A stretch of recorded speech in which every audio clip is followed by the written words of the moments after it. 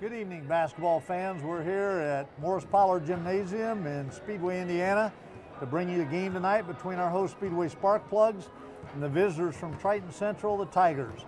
I'm Tom Smith. I was a basketball coach here in the 1980s. Next is Charles Bennett, who was a player in the 80s and who's a coach in this decade.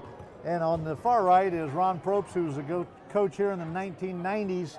So we got two ex and one present coach here to bring you tonight's game. Coach, before I ask you a question about our games this past run you had of 4 games in 5 nights, I want to talk about one of the people here that is a great help to Athletic Director Brian Avery, and that's Shirley Greenlee, who has been a ticket taker at all the sports, donates a lot of her time to help, and it's a thing Brian doesn't have to worry about because she knows she's going to be here. But I just wanted to give a shout out to her for her loyalty to Speedway High School and the athletics here. And so Shelley, once again, on behalf of all of us in the athletic, has anything to do with athletics here at Speedway High School, we want to thank you for your time and dedication to Speedway sports. Any thoughts? No, she is a great lady. She shows up, rain or shine. She's at the football games, soccer games. She basically knows everybody by name, which is great. And she had a great son too, went here. I think he graduated 3 or 4 years ago, Bailey Greenlee. So great kid, but yeah, she's tremendous help to Mr. Avery. I know he appreciates that. She's just somebody behind the scenes that you don't think about, but is appreciated so much, and she's a great lady on top of that. So Shelley, once again, thank you. Coach, let's turn our thoughts to more games in a shorter period of time, probably any time in the high school history because of COVID and cancellations and so on. Quick thoughts throwing all 4 of them together. You know, it's been great for our kids. I mean, you never want your kids to miss a game during the season. Obviously, we were allowed to schedule 20 regular season games in one tournament, the Marion County tournament. So anytime we can get games in. I also think, too, in most years, you'd agree that playing games in February is a good thing, too. I think it's good to play on weeknights because, you know, next week we did draw the bye in the sectional, but if we would have drawn to play on a Tuesday night, at least we're used to doing that as well. So from that standpoint, we're okay. And again, I think just the kids getting the opportunity to play, and I know we've said it 1,000 times, but Brian Avery this year has just gone above and beyond in making sure we found games because we found out last Saturday that we were going to lose Western Boone on Tuesday. Actually Friday afternoon, and by Saturday afternoon we had a game with Edinburgh scheduled to go down there. So our bus just, instead of going north on 65, we went south on 65. But for him to find a game that quick for us was great, and a good competitive game as well. Talk a little bit about the Ritter game. You know, I mean, obviously the Ritter game, if you weren't, we didn't film it, but our kids, I think it was a great West Side battle, if you will, a rivalry game, a lot of emotion, a lot of ups and downs in the game. We played probably as well as we could play through 3 quarters, had a lead. We lost the lead a little bit, came back, our kids kept battling, and then at the end of the game, I was proud of our kids, the way we defended, but then also the way we executed offensively, because we had called a timeout to run a specific play.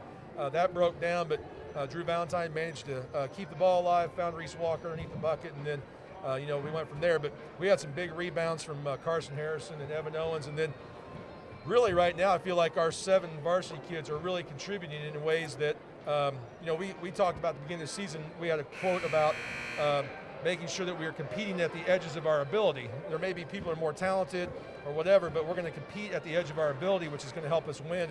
And our kids are doing exactly what they can do with the most they have at the edge of their ability. So, you know, it was a great win. And as the kids came to school the next day, you know, to beat Ritter, that's the first time those seniors had beaten Ritter in basketball. And so for them, that's a great deal. And then our other kids, of course, anytime they can beat Ritter, you know, we got that. Our coaching staff was fired up too, so it was good. So well, that was a great win. And the next night then, a tough team. I think they're 17-5 now, Edinburgh. You had to travel down there. I thought in that game, and not to be critical of the players, it looked like they'd played 4 games. I thought they were a little bit, I mean, they were working hard, but just sometimes seemed to step slow, which, you know, players in the NBA now can't play 2 nights in a row, let alone 4 and 5 nights. So well, we got down 8-2 to them, and you know, ended up losing by 1 possession. Made a whale of a comeback, but we showed our kids the film because we said, let's learn from this, because if you have to win a sectional, you're going to have to play on a Friday night and turn around and play on the Saturday in less than 24 hours. And against a team that, yes, you've seen, but you won't have a chance to prepare for, kind of like we did with Edinburgh. That's right. So we said, what can we learn from it? And we did. We watched film. And to our kids' credit, we had 2 really great days of practice, and obviously senior night tonight, so we'll have some energy with that as well. Coach, before we talk about tonight's game, real quickly, Speedway opens up their sectional play a week from tonight at Beech Grove. Make sure that our fans know, because I know there's going to be a little bit of a change in how that's conducted. Yeah, they as of right now, Beech Grove is at I think 25% capacity. The way I understand it, they're going to allow about 260 people in per game. So they're going to divide the tickets about 130 per school. So, like for example, we will play at 8 o'clock on Friday night. They moved the times to 6 and 8. They're not going to allow any fans to even enter until 7:30, and I'd recommend that people not even show up to Beech Grove until 7:30 for our game, because once the first game's over, they're actually going to clear the gym, sanitize it, clean it, and then from there, they'll start allowing fans in. And it should be a pretty smooth process. It worked here. I know that Garrett Daniel at Beech Grove's talked with Mr. Avery here to kind of get that whole situation going. So our fans are just going to be patient and be happy that we're able to play. Now, having said that, there's also an outside hope that Marion County has turned blue, and if we go, I think, 2 weeks of blue, that they'll open up for almost full capacity. So we might be, by the time we play next Friday, we might be to, okay, there's no limit and all of that, but they still have a plan, and right now that's what we're going to follow. So. To end this up, we got a Triton Central team coming in tonight. According to my schedule, I may be wrong, they are not going to be able to play Monrovia, so their conference record looks like it's 2-3. We're 3-3. Big game. It's a place in the conference standings. Tell us what to expect tonight for tonight's game. Big game all the way around. Obviously, in the conference, we could be 4-3. Talk to our kids. It's the first time we'd win 4 games in the conference in 7 years, so I think we're excited about that. Definitely want to finish with a winning record. Triton Central always presents a great team to finish on, not only as a conference game, but also they're a quality team. Obviously, you don't win 10 varsity basketball games and not be very good. You're gonna see a really good player in David Steele, senior guard, number 15. I think he's their leading scorer, but he's just a great all-around player. The great matchup's going to be Reese Walker going against him, because personally, if I ever played and Reese Walker's guarding me, I think in the night I'd want to punch him in the face, because not because he's dirty or anything, just because he's always there. So that'll be good. And then they have another player named Aiden Lindsay, who's a very good player, 6'4" player. So Carson Harrison's going to start on him, and I think that's going to be a good battle as well. But I'd look for Evan Owens to guard him, Jacob Wachter. I'd look for Cale Bennett to come in and guard and steal a little bit. And Reese, if he's doing a good job, not getting foul trouble, will be good. But they're sound fundamentally. Those 2 guys lead them, though. The other 3 guys know their roles well. But really, the way our kids are playing, I think we come out and play hard. It won't be a blowout, but I think we'll do what we need to do for 32 minutes and win the game. And one last thing, I guess, on that whole thought, we talked to our kids about the game. I saw this quote by Buzz Williams, and it was when he's at Marquette. He said, the game is pure between the lines. So when you step across the line, whatever you've done in practice, whatever your skills are, so it's going to be an emotional night, as it should be. Our seniors, what they've gone through over the last year, but we even talked to them about, I don't think we have a group of better forward guys to lead us through stops and starts, and 3 of the 4 have been quarantined and missed 2 games this year, but they've held us together. That's part of the reason why we're winning. But as you know, after the first 2 minutes in any game, the motion dies down. Yeah. What do you do between the lines? Can we get half-court stops? Can we execute our offense? And can we rebound? And that's what it's going to boil down to. And I like our chances right now, just from the standpoint of what our kids are doing. So, as you can tell, I'm excited. Sure. But just to watch our kids play one last time and fly around. So, yeah. One last thing before you go. I heard a quote this week about this year, and I think it was high school basketball, where the oxygen had been taken out of the games because of no fans. The last 2 weeks have been incredible. The oxygen is back in. Your team is playing with a lot of oxygen right now. Can't wait to see the game tonight. Well, I think, too, sometimes it's like, when you take something away for a while and you get it back, it makes it that much more exciting. So if nothing else, we all appreciate a little bit more. And then one last thing, too, because I know we'll do some pregame ceremonies with the seniors and all that. But tonight we're also doing pack the stands to pack the pantries. And I think I saw Bill P. down there earlier. we were able to sell 98 cardboard cutouts Right. of various. We have two presidents in the house, a couple politicians, a whole row of dogs. Coach Murley's in there from high school. The seniors all have their kindergarten pictures up. But the great part about that is thanks to Dean Havlin, who worked with us, our head soccer coach, and sports graphics. We're going to make a sizable donation to two food pantries here in Speedway, the St. Christopher Food Pantry and then the Storehouse Food Pantry. You're going to see that pregame too. So I'm real excited about that. Real excited for again for our seniors, but the way our community's responded, and so it's good to know. Well, Gene Katie's in the house too. He's in the house. He's in the house. Second row down there. Brian Avery said his language is already salty, so he's already been warned. But other than that, we're in good shape. Perfect. So. Well, hey, best of luck tonight, and we will talk to you after the game. Yep. Good luck, Coach. Thank Good you. luck. We'll be back with the lineups in a little bit.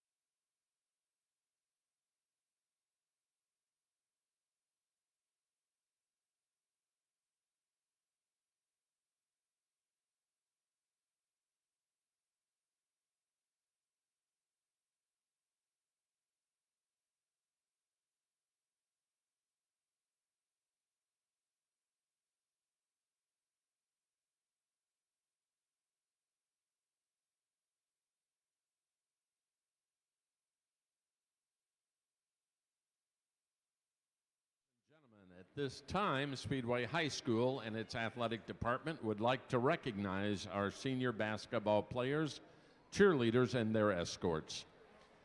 Seniors, on behalf of Speedway High School and the athletic department, thank you for your dedication to the Speedway basketball program. It is our hope the valuable lessons you have learned while participating in education-based high school athletics will serve you well as your adult years unfold. Best of luck always, and remember, once a spark plug, always a spark plug. To the family members of our seniors, thank you for your time, talents, and treasures you have provided your special senior in an effort to provide outstanding experiences for all the members of the program. Prior to starting tonight's ceremony, the Speedway High School Athletic Department would like to thank Toland's Florist on Main Street in Speedway for providing tonight's flowers. Tonight's first senior to be recognized is cheerleader Maya Karandang.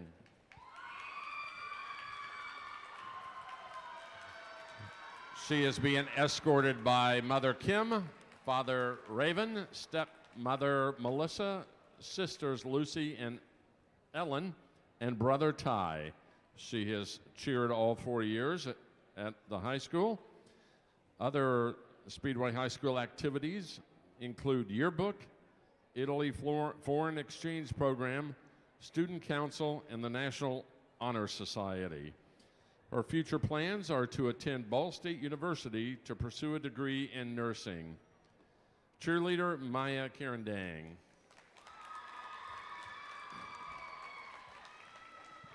Next up is cheerleader Shirley Villegas. She is being escorted by Mother Bernardina and siblings Alex and Angie. She has cheered for 1 year, and she has also participated in swimming. Other activity includes band. Her future plans are to attend Marymount Manhattan College to major in psychology and minor in music therapy. Once again, cheerleader Shirley Villegas.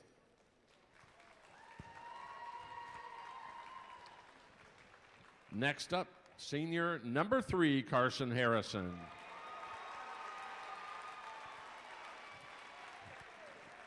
Carson is being escorted by parents Dan and Tasha Harrison. Carson has played basketball all 4 years. He has also participated in football, golf, and track. Other activities include National Honor Society and the Student Athletic Leadership Team. His future plans are to attend Purdue University and study pre-veterinarian science. Number 3, Carson Harrison.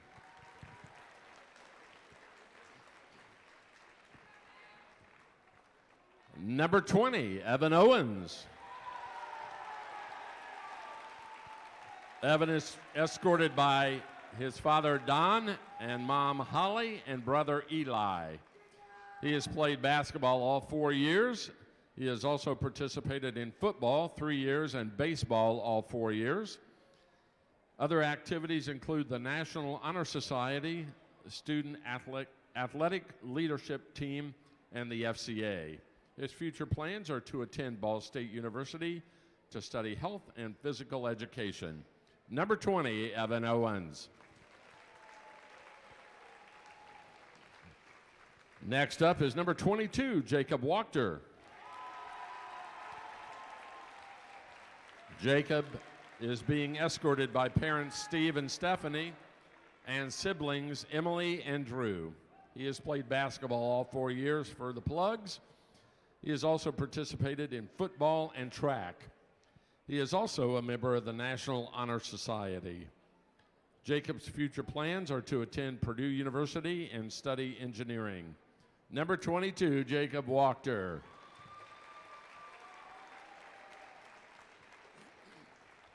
Our last senior this evening, number 32, Drew Valentine. Drew is being escorted by Father Ryan and Mother Amy and brothers Chris and Devin. He has played all 4 years basketball, and he has also participated in football, baseball, and golf.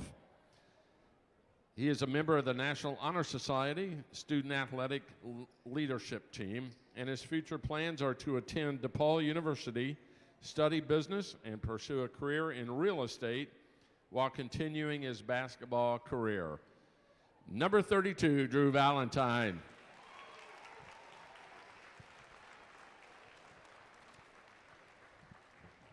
Once again, seniors, good luck to the remainder of the season, the remainder of your senior year, and in whatever life after high school sends your way. Ladies and gentlemen, let's give all the seniors and their escorts one more show of support.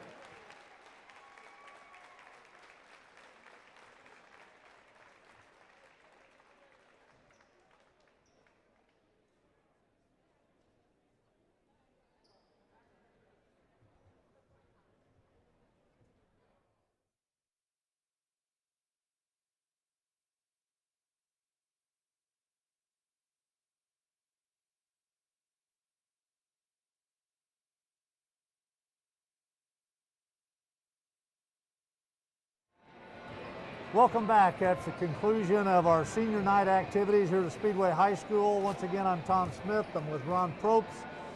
And during the second quarter, Blake Flynn will join us, a student here at Speedway High School. He'll also join us during the third quarter to get some experience of doing what we do at these games. We are here for senior night. We have some celebrities in the stands tonight, as you will see later if you haven't seen them already. Abe Lincoln came for the ball game. Peyton Manning's here. We got some dogs here. We have some politicians here. We got some young kids here. And you'll get a shot of those sometime later in the game. Once again, we're here. We play Triton Central tonight. It is senior night. It's the last game of this season, the 2021 basketball season. Been amazing how many games we've gotten in, Coach, during that time. But tonight will be the conclusion of the regular season as sectionals start next week for the Boys High School Basketball State Championship here in Indiana. So once again, the season finale.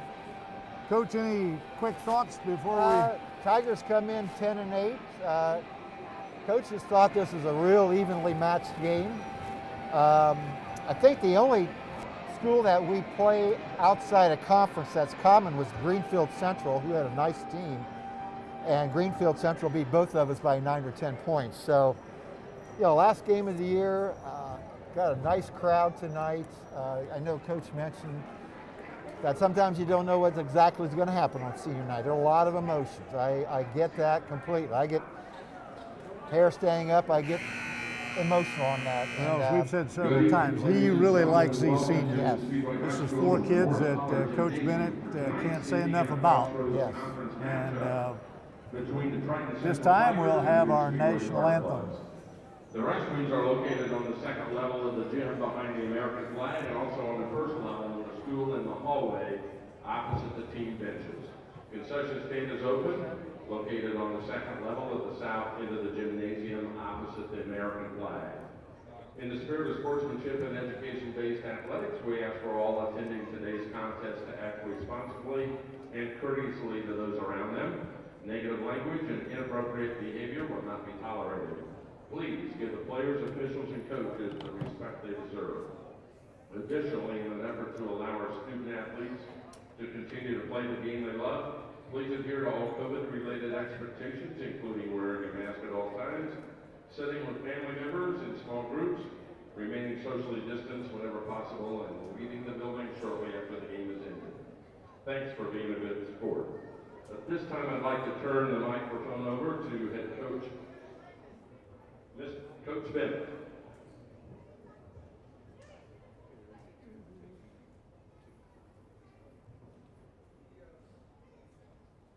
The Speedway basketball program has 98 additional fans in the stands tonight. You'll notice presidents, politicians, dogs, Famous celebrities, family members, our players, and of course our seniors. I'd like to thank Dean Havlin for helping me organize this. It's been great to do this. Due to the generous support of our program through Pack the Stands to Pack the Pantries, we're able to present Rich Herger from the Storehouse Food Pantry and Terry Bertrang from the St. Chris Food Pantry with $600 each to help fund operations right here in Speedway. So I'm going to present that. And just say thanks again for everyone who supported the cause. Thank you. At this time, we ask that you please remain standing or stand if you're not standing yet, as we honor our nation with the singing of our national anthem, performed this evening by Speedway High School junior Maggie Goldson.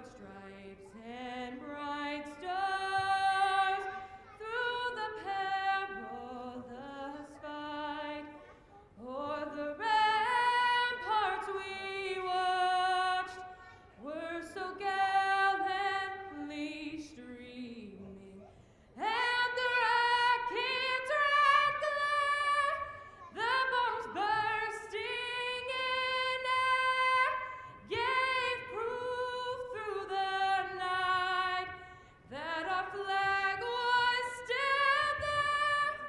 Oh, say does that star-spangled banner yet wave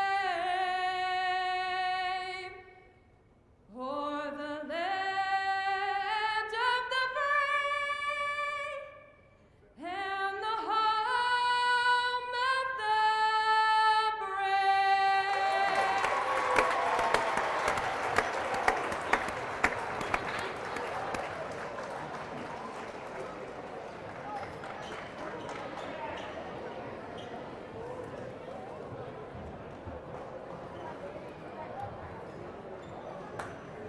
Outstanding job with the national anthem there, Coach. I'm always glad to see our kids perform, be it music, And now, ladies and gentlemen, let's meet the band, starting lineups choir, for the visiting Tigers at makes me Triton proud. Central. Absolutely. Starting in one guard. number Here's your 15, starting David lineups. Steele. First for the Triton Central Tigers, coached by Kyle Ballard. Number 15, David Steele, their leading scorer, averaging 12.6 points At per forward, game. Katie Lindsay, number 34. Also at guard, Eric Heboff, At forward, 5'3" number senior, who 35, leads them in assists. And at center this Eric evening is number Tigers, 23 for the number Tigers. Jackson Miller. At center is Jackson Miller, a 6'4" senior. Tigers are coached by Kyle Ballard. At the forward spots are 34, Aiden Lindsay, averaging And now here's the 10.2 starting points per lineup game. for the Speedway Aiden is also their leading rebounder. So 15 and 34, the numbers on offense to watch for the Tigers. And Josh Kemper rounds out the starting lineup. 6'2" junior forward, number 35. For the Sparkplugs, all 4 seniors will start tonight. Carson Harrison, number 3, will be one of the starters, a 6-foot senior forward.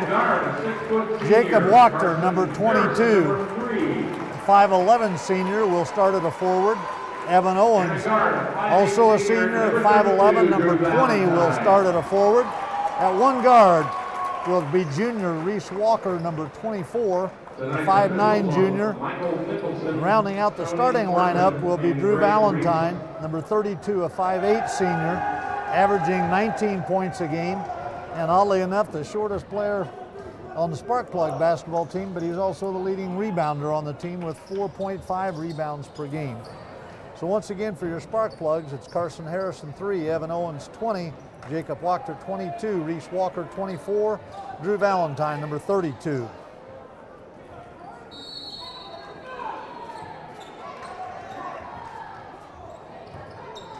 Triton Central gets the tip.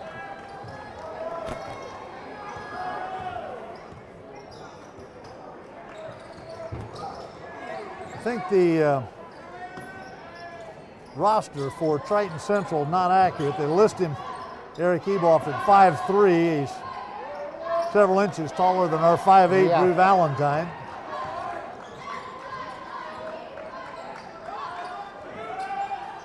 Lob it inside to 32, Jackson Miller, and he opens the scoring for tonight's game.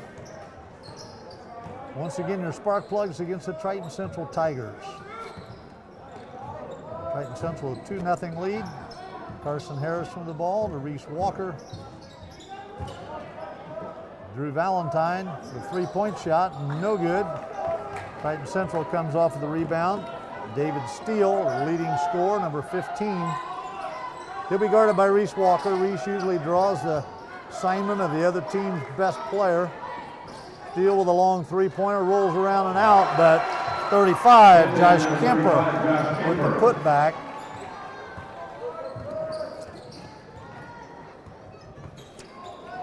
So 2 field goals in a row by the Triton Central Tigers. Carson Edwards with a shot inside, misses. Triton Central comes down with a rebound. Aiden Lindsay, the second leading scorer, hands it off to Kemper. Both teams playing a man-to-man defense.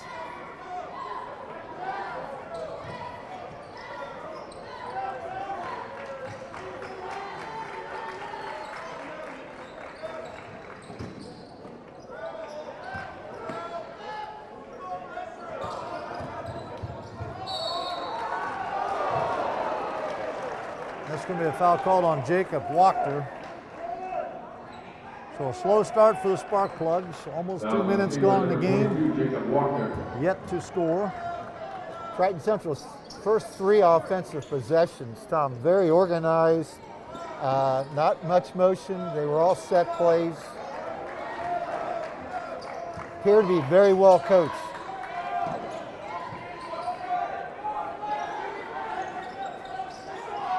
Lindsay with the ball once again, and he scores.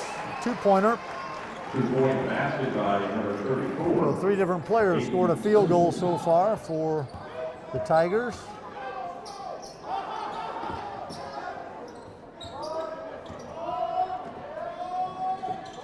Drew Valentine, a baseline jumper, misses. Triton Central comes down with a rebound again.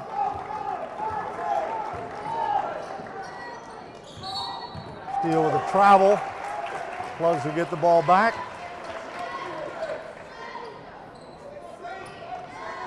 Looking for their first basket, Evan Owens inbounds it to Drew Valentine. Nate Metallic, the second leading scorer for the Plugs, is the one who is not in the lineup tonight, so that all 4 seniors on senior night could start. Metallic averaging about 11 a game.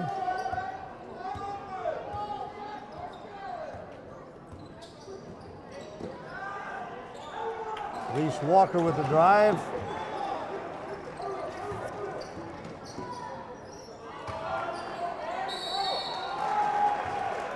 Coach, we're a little out of kilter to start here.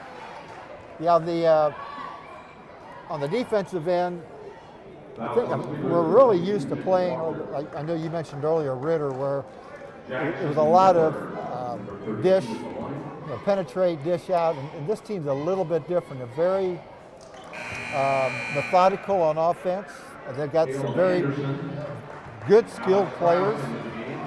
I'm very impressed so far with what they're running on the half court. That last one, they just beat us down the court.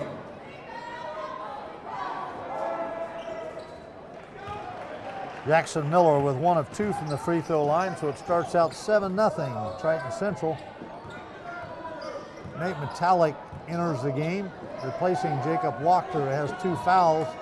Metallic misses with the three-pointer, Evans with the tip.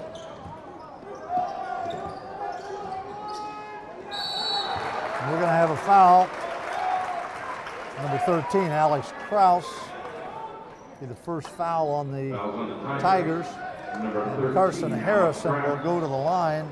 Carson Harrison at the line, shooting 2. Carson Harrison, a chance to break the scoring ice here for the Plugs with 4:25 remaining in this first quarter.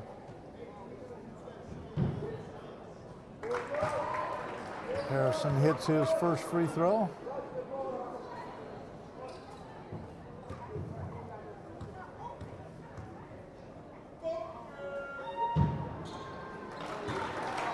Cans the second one, 7-2. Quick steal, and a miss by Harrison. An opportunity to score that didn't work out for the Plugs, so score remains 7-2. Got a quick steal and a layup attempt.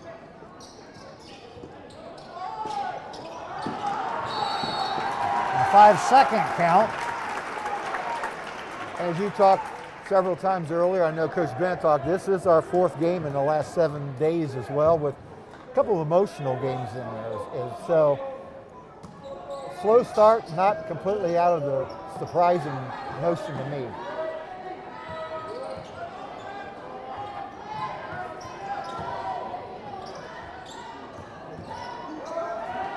Reese Walker with a shot, around and out.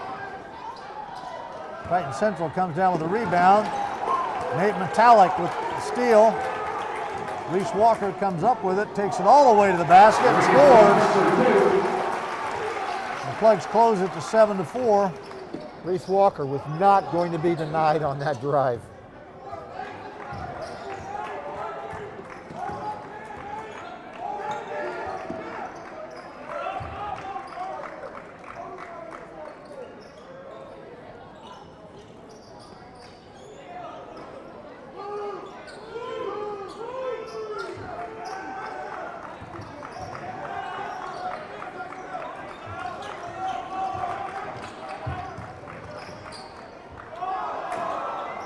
Steele drives all, correction, 13.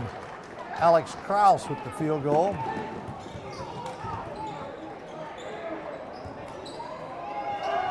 Drew Valentine for 3.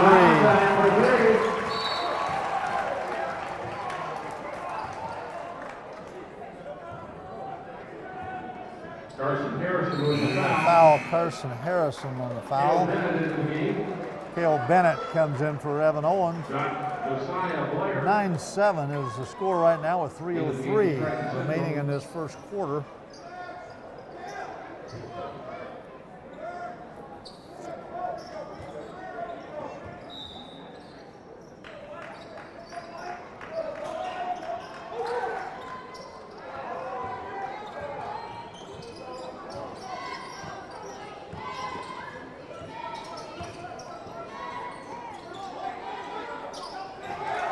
Steal by Cale Bennett. Tried to lob it over the top. Cale with good help side defense.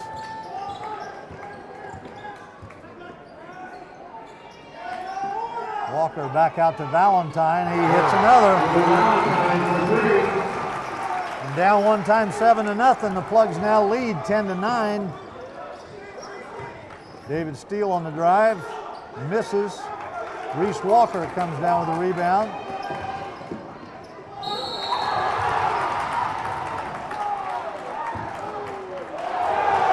call it a charge.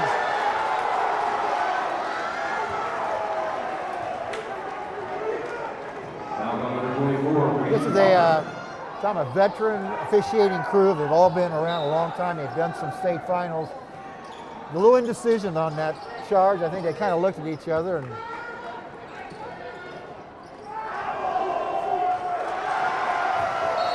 Basket by Caleb Anderson. Caleb Anderson on the layup.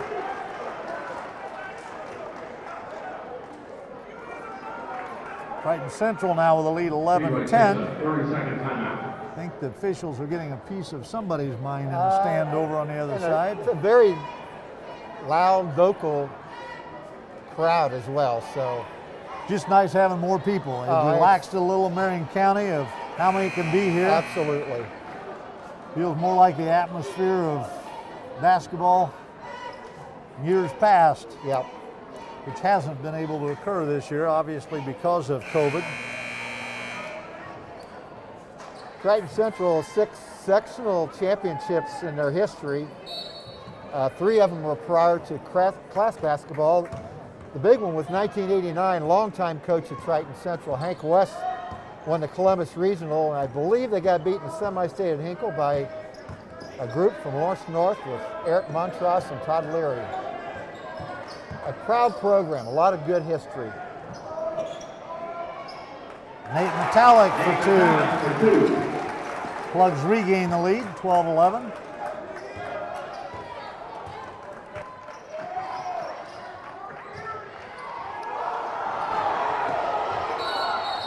We've got a foul on 34 there over the back.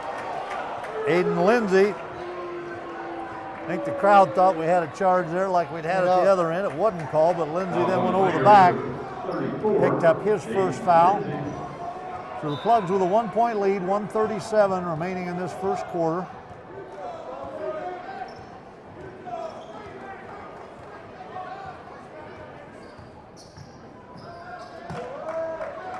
Second quarter of today's game, I'll be joined by Blake Flynn, a senior here at Speedway High School, is interested in getting into TV, radio, communication stuff in college. We'll talk to him during the second quarter, and then during the third quarter, he'll take my place and work with Coach Probst during the third quarter, and Ron and I will be back here for the fourth quarter.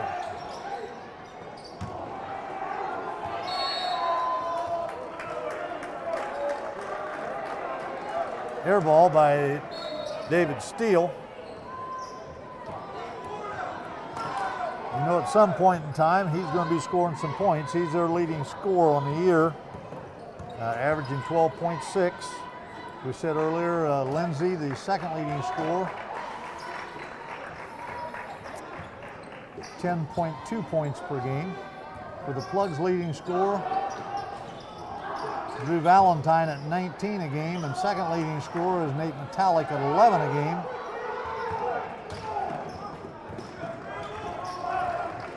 Valentine with a miss. Ball goes back to the Tigers.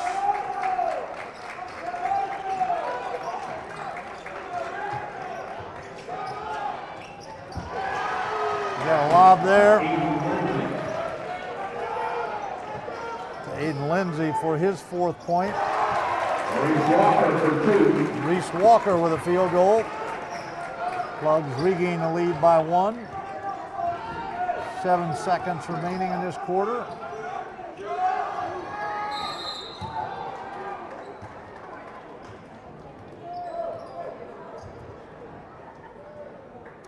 I think we had a foul on the block out. It was not on the shooter.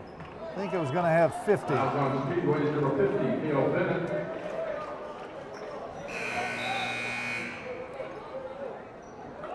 .5 seconds. Once again, we're going to have to talk to these officials. Coach, we got 5 fouls, they got 2. We're going to have to work with them.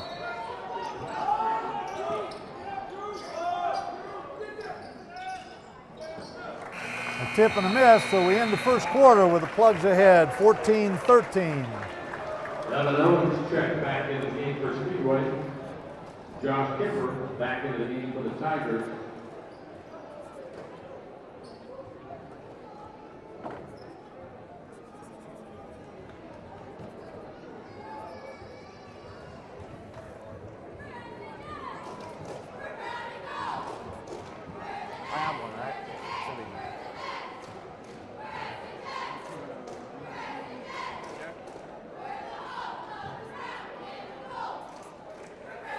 Make the change now from Coach Ron Probst to Blake Flynn. Huh? Nah, I have one. The Sparkplugs will play in next week's IHSAA Sectional at Beach Grove on Friday, March Blake, 5th. let's start before we get this at quarter 8 going a little bit. 8 o'clock You're a a.m. senior here at Speedway High School. What are the plans next year? So I'll be going to Ball State to study telecommunications. I was fortunate enough to be able to reach out to Brian Pierce and Bill P. here at Speedway TV for this opportunity to allow me to be able to prepare myself for what I will be getting into college, hopefully studying, and hopefully having as a career. I will be trying to join the Sports Link program at Ball State, which is pretty much what we've got ongoing here, just at the collegiate level. They've sent people to ESPN, Fox, pretty much anywhere. I'm trying to be the next person, try to make it from Speedway and be here. Well, I know you've helped out here doing the camera some, and we want to welcome you to the other side of it, from the camera to here. Definitely. Wish you the best. It's a great school for what you're going for. It has a great reputation. While we were talking, Carson Harrison picked up his second foul on a charge. Once again, Plugs lead 14-13. 30 seconds are gone in the quarter. I think Nate Metallic must have some blood or something, officials.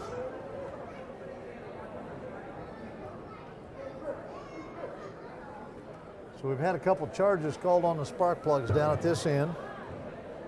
Been a competitive game so far. Blake, and I know you played football. Talk a little bit about the experience in football here. So especially with this year, with the COVID pandemic happening, the atmosphere has definitely changed. Like we said, we have cardboard cutouts here in the stands tonight, benefiting charities. And the atmosphere was definitely different from football than any other normal game. And with that also included the practices. The practices and the games themselves were a little bit different. My junior year was the first year I played for football. We were definitely ramped up practices a lot, and then once COVID hit, they kind of ran back down, and we were used to pretty much being in full pads every day, only to be condensed to shorts and shoulder pads and helmets pretty much every game. Limited contact, but it was still a good experience to play. I'm a man of challenge. I like challenging myself, so this is definitely a challenge for me. And it was also just keeping in the back of the mind that, you never knew how much time you had before something could be struck and COVID could hit your school and then it would be stripped away from you. But luckily, we were able to have a full season and I was able to play every game. And it has definitely carried over to basketball too, starting the games out with very limited fans to now being able to be where we're here today with pretty much a full crowd compared to what we've had before, and of course the cardboard cutouts in the stands.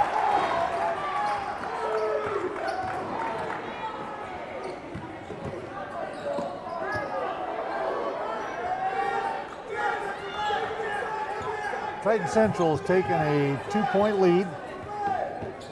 Well, congratulations. Like I said, I was impressed. I watched all the football games, went to home and away games, and you did a really nice job for the Sparkplugs and Coach Steve Ray.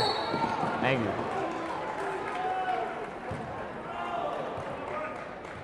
Fouls on Speedway number 50, Cale Bennett. Cale Bennett picks up his second foul. Carson Harrison Back in.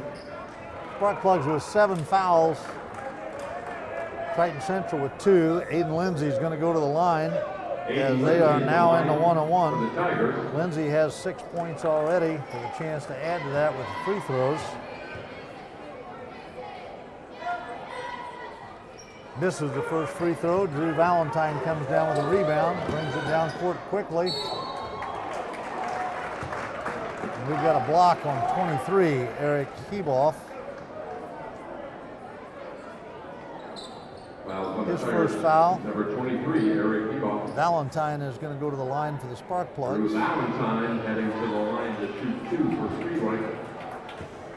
I want you to think about this. In a minute, I'm going to ask you to tell me some good news and bad news about Speedway High School. I'm always interested in what students like, what they don't like.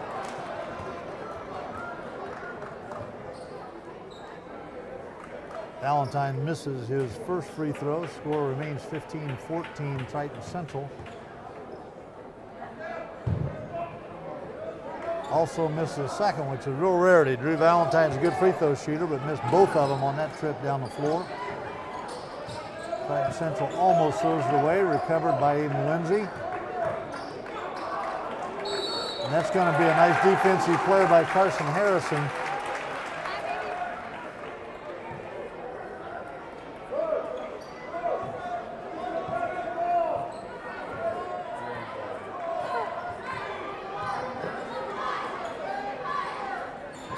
Harrison with the ball. Reese Walker, Valentine.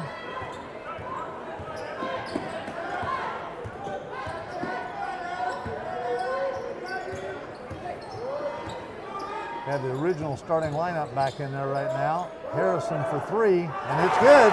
Carson Harrison for three. His 5th point of the night. The Plugs now have a 2-point lead, 17-15. Carson has really been shooting the lights out of the ball recently. I remember practicing broadcasting at home, and I believe it was the Cascade game. He was almost perfect from behind the arc, and even carried that into the Ritter game. And I mean, they've been really hot from the three-point line lately. Him along with Drew have really been shooting well for this team. 2 reliable scorers that Coach Bennett can rely on. Adding with Nate Metallic and the rest of the crew, this team will be pretty tough to beat in sectionals. And I remember that Cascade game, I think he hit 4 in a fairly short period of time, kind of like Purdue's 55. Sasha Stefanovic, he hadn't shot well prior to that time and hit 4 in a row against Nebraska. But Carson Harrison can light it up at any time.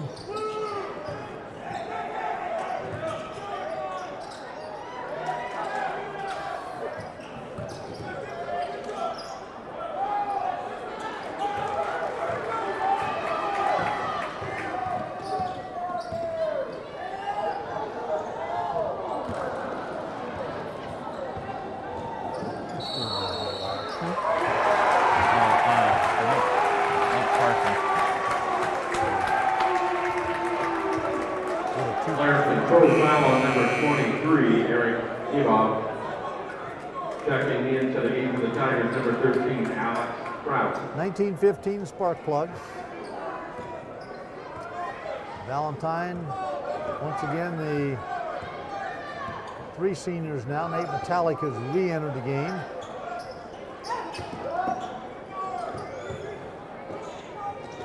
Reese Walker with the drive, but misses the layup. Triton Central brings the ball down. Moves it around the perimeter. Aiden Lindsay with a 3-pointer, no good. Nate Metallic comes with a rebound. Now to Drew Valentine as the Plugs set up their offense.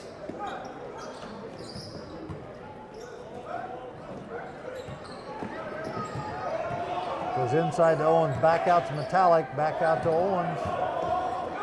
To Valentine. 3:25 remaining in this first half.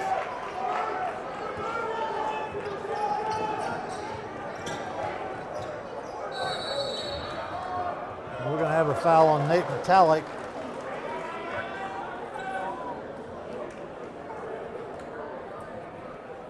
Fouls on the Plugs, number 30, Nate Metallic.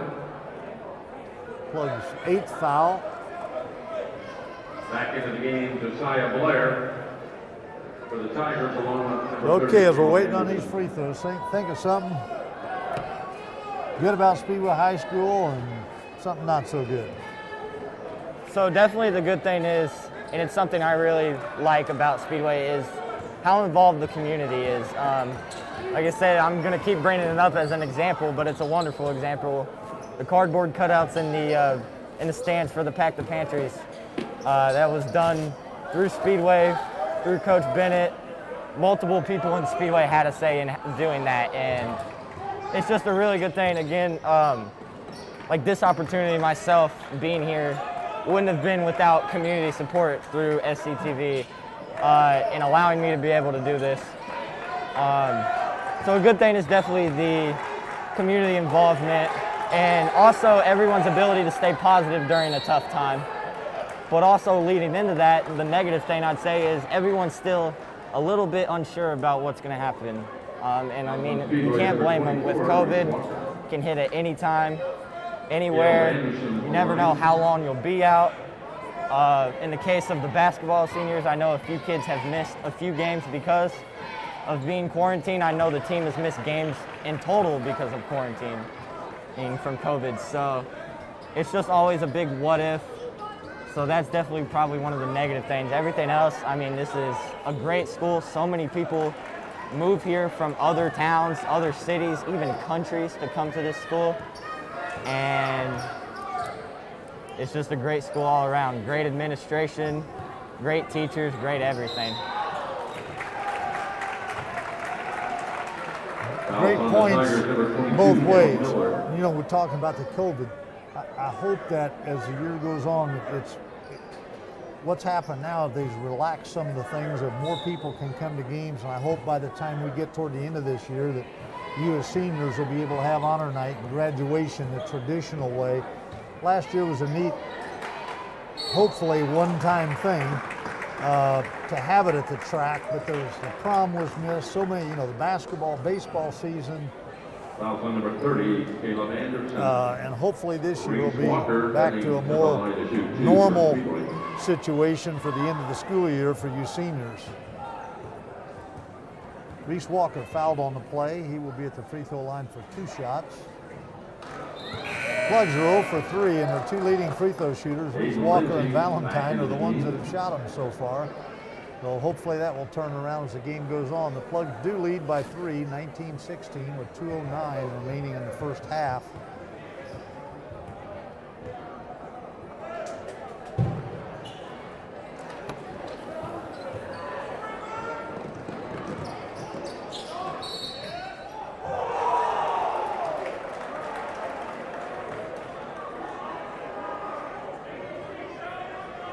Another instance of a call there that could have gone both ways.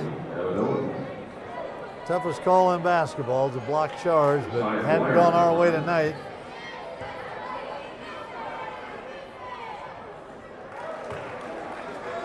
Josiah Blair hits his first free throw.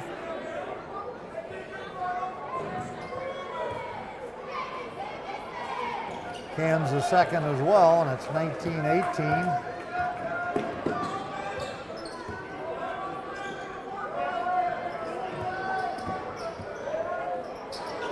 Definitely been a great back and forth game.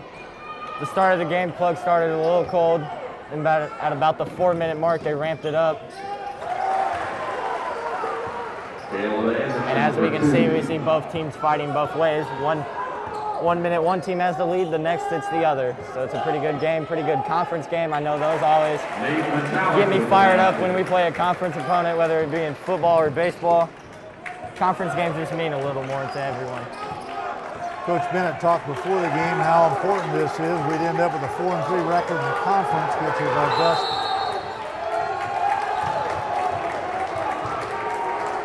record in several years in the conference. Quick timeout taken by the Tigers. Full timeout taken by Triton Central. And they quickly get 4 new players into the game.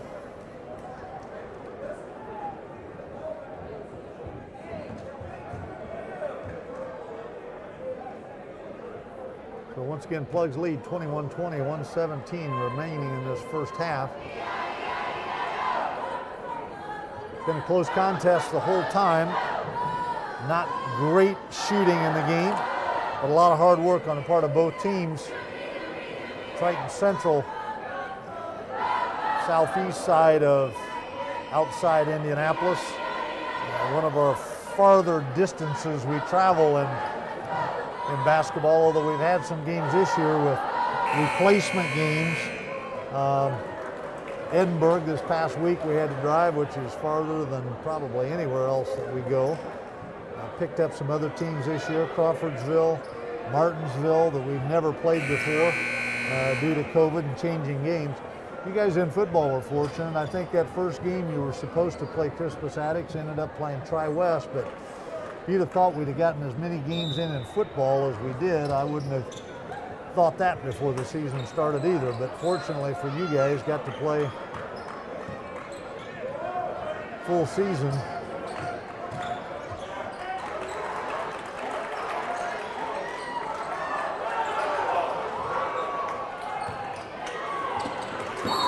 Good hustle by Wachter. Got a foul on 23. Eric Heboff, his second. Correction, his third. That's going to be a 1-on-1 for Eric Wachter. Seventh foul on the Tigers, so that'll be the first time the Plugs have come to the line with a 1-on-1 opportunity.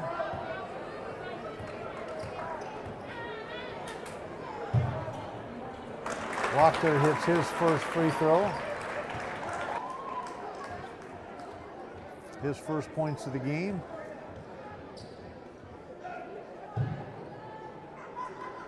Misses the second, so the Plugs are 1 for 6 from the free throw line this first half, but they lead 22-20.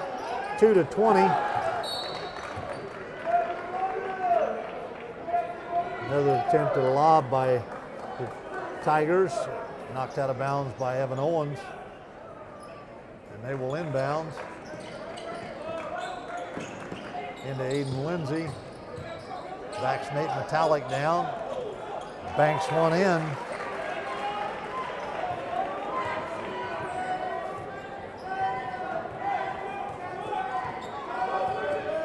Definitely been a common factor is the height disadvantages for most teams against Speedway.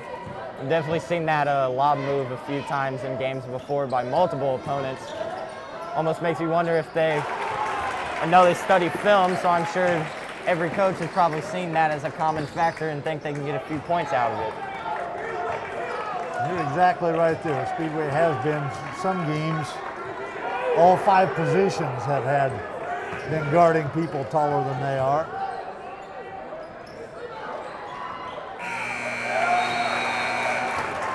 And that's going to complete the first half. The score 24-22. Plugs lead at halftime, and we'll be right back with your scoring the first half.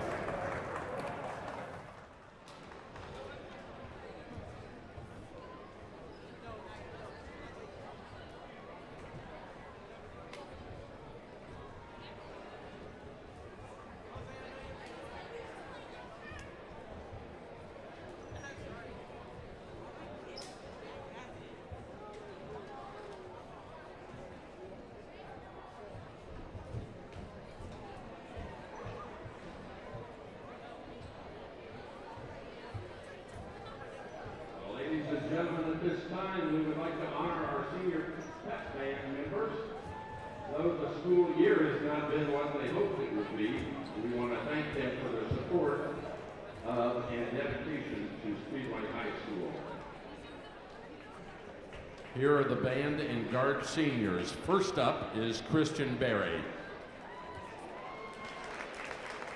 He is escorted by his mom, dad, and brother. Christian plans on attending Ball State for telecommunications. Christian Berry.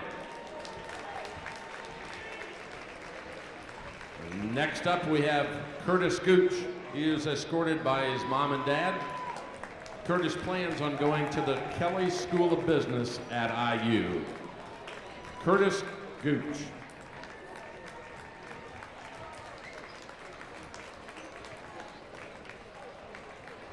Next up is Jasmine Hooper.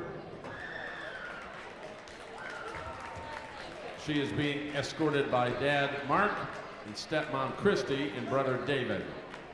Jasmine plans on going to Indiana State for nursing.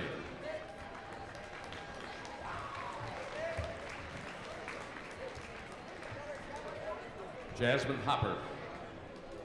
Next up, Devin Isaac. He is not able to make it, but we wanted to acknowledge Devin.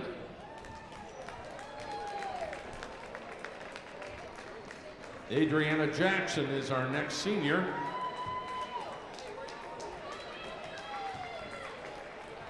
Adriana is escorted by Mom Tiffany, Sister Mackenzie, Grandma Joanne, and Grandpa Sterling. She plans on attending an undecided college to study computer science.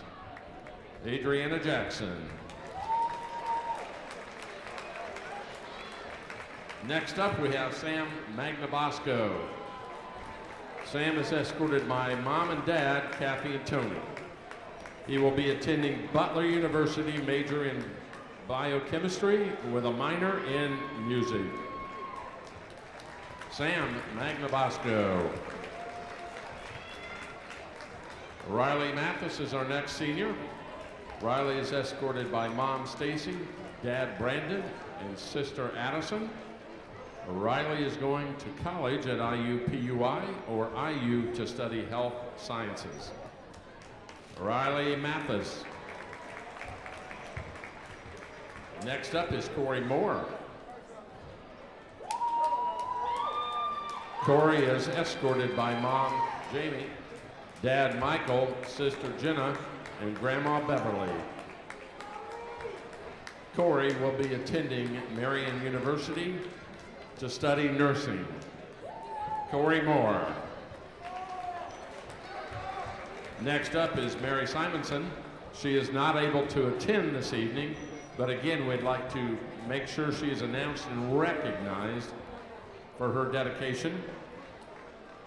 Also unable to attend this evening is Destin Gentilian.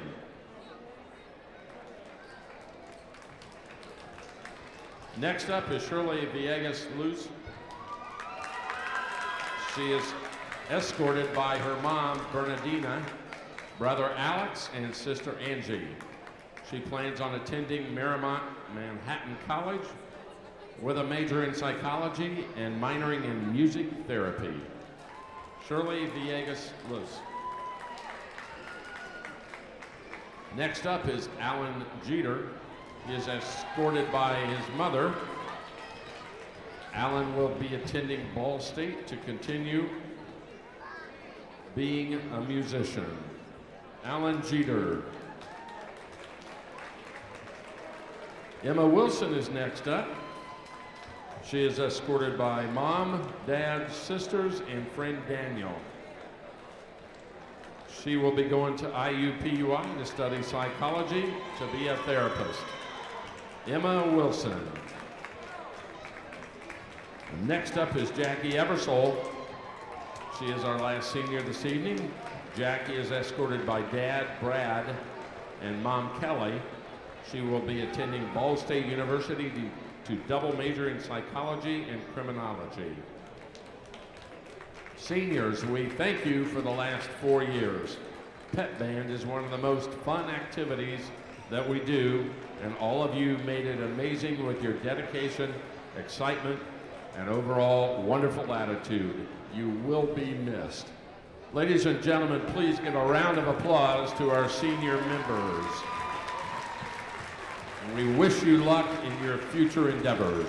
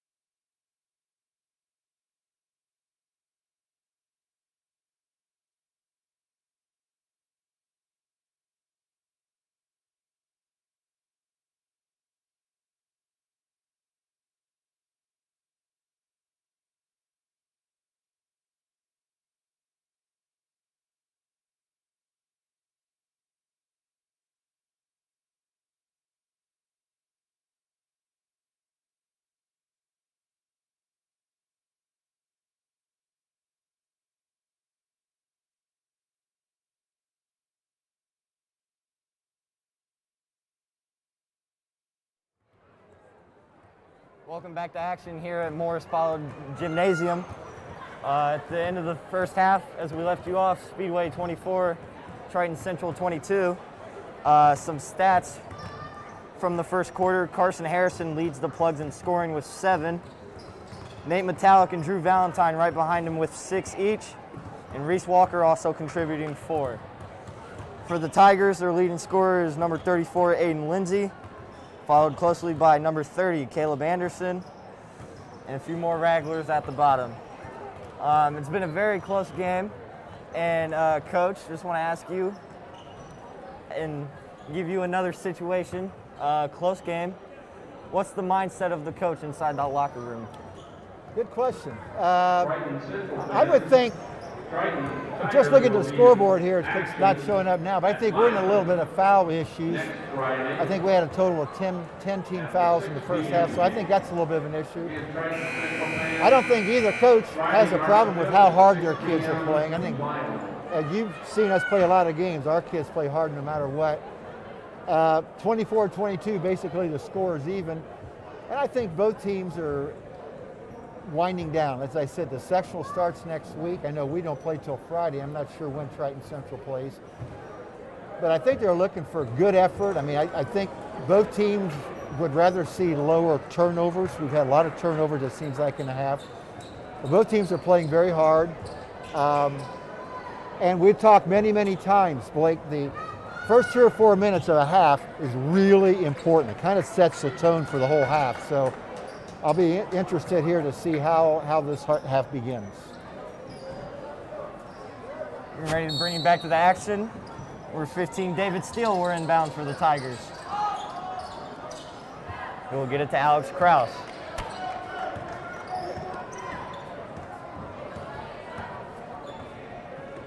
Sparkplugs again up 24-22 at the start of the third. Oh, it'll be a 3 from Steele, and he will hit it. David Steele's first points of the game with a 3. Talked about earlier in the game, they're a very disciplined team, Blake. They run good stuff, and they seem to have a plan. A lot of teams don't. They seem to have a plan. Catching back up, Andrew Valentine missed the layup.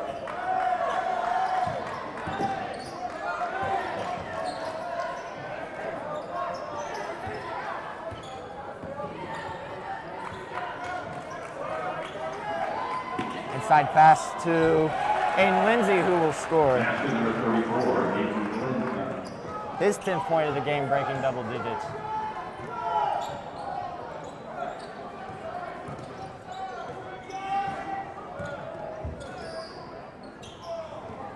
Tackle dribble inside. Looking to create an open shot. Walker will drive in the lane, and that'll go. Reese Walker with 2 for the Plugs, who also breaks double digits now with 10. Another 3 from Steele, and that'll go.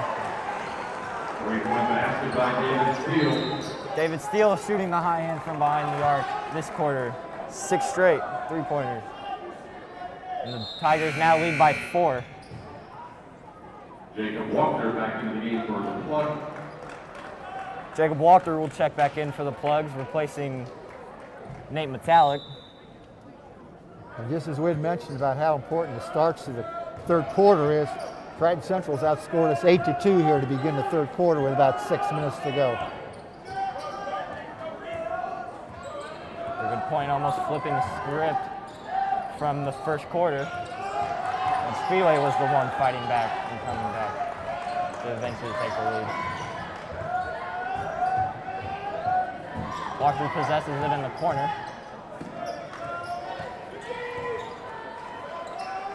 Looks for an inside pass. Can't get it to go. Carson Harrison now dribbling, and that'll be stolen. That helped. Okay, right now you asked me as the second half started what I kind of thought. And tell you what, it looks to me like Triton Central has really picked the intensity of their defense up. We've had a really hard time to get anything going on our offensive end of the court. They're definitely come out hot this quarter. Valentine will dribble it up the court to the Plugs.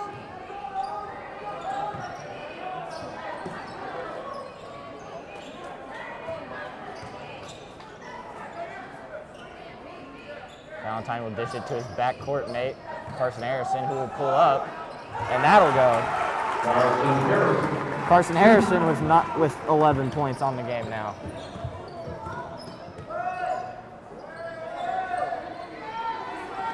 Once again, going into the inside move, and that'll be stolen by Evan Owens. Great defense there. Walker driving. Valentine will pop the three. I won't go. Rebound by Aiden Lindsay.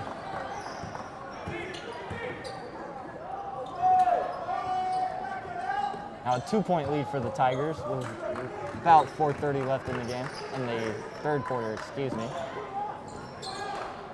Be a three from Jackson Miller, that won't go.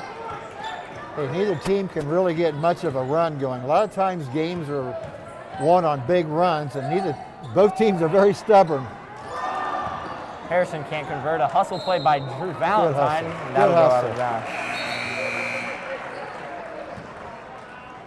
Substitution, number 30, Caleb Anderson. Number 23, Eric Ebach. I think Mr. Smith mentioned it earlier, is not only the leading scorer, but also the shortest player, and he'll definitely give you some of the best effort you've ever seen. Absolutely. It's been the pleasure of watching this team play all year, is how hard they play. It is not just conveyed to Valentine. All these kids have wonderful effort. I've been teammates of most of them, and they have just been wonderful teammates. And a lot of that starts with your senior leadership. And our four seniors are not only good basketball players, we interviewed them at the beginning of the season after a game, and one of the best interviews I think we've done. Some really good players, good students, good citizens. Caleb Miller in for the Tigers. Metallic will check back in for Walker, who is now set to inbound. And Reese Walker will take it up the court for the Plugs.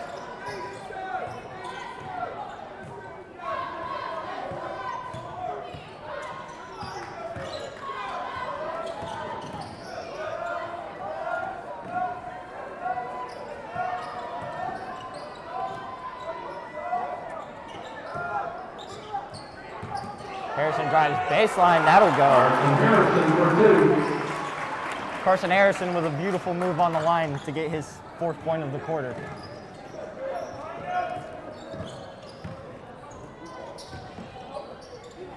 Will be dished out to Kemper.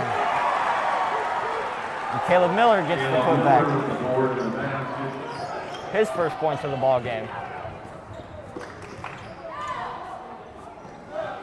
So pass from Metallic to Walker, the foul. And Reese Walker gets the harm and will go to the line for two. Foul on the Tigers, number 30, Caleb Anderson. Reese Walker heading to the line to shoot two for Speedway. Caleb Anderson will pick up his second foul. And as previously mentioned, Reese Walker will now step to the line.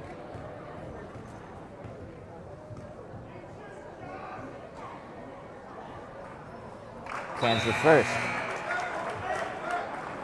Steele and Miller return for the Tigers. Steele and Miller back into the game for the Tigers.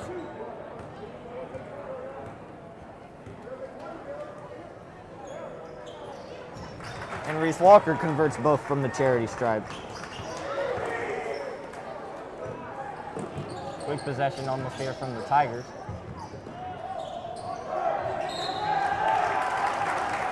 And that was Keboff who just kind of threw it out. And the Plugs will take possession. Great defense on the baseline there by Drew Valentine. I think he just kind of lost his balance and didn't have anywhere to go with the basketball.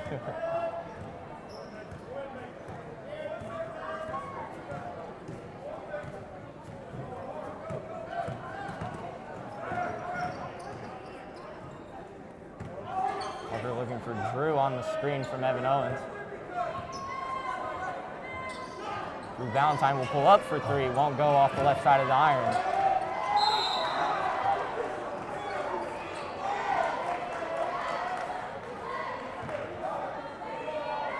Speedway number 32, Drew Valentine. Drew Valentine will pick up the foul. That'll be his first foul. And we have a timeout by Speedway. Timeout taken by Blake, this is Speedway. kind of where we started the game. We're all tied at 32 all. About, 2:22 to go in a quarter. And I've seen us play most of all of our home games this year, but we're really not doing anything out of the ordinary. We're playing hard man-to-man, which we've always done. I've not seen Triton Central play, but pretty vanilla half. I mean, I don't think either team really wants to show much. They got sectionals coming up next week, and I'm sure that the opponents, whoever they would be, eyes are on this game to see if we're going to be doing anything different. So I don't think either coach really wants to show very much, but it's been a very hard-fought game, and it's easy to say now, but it looks like this one is going to go down to the wire.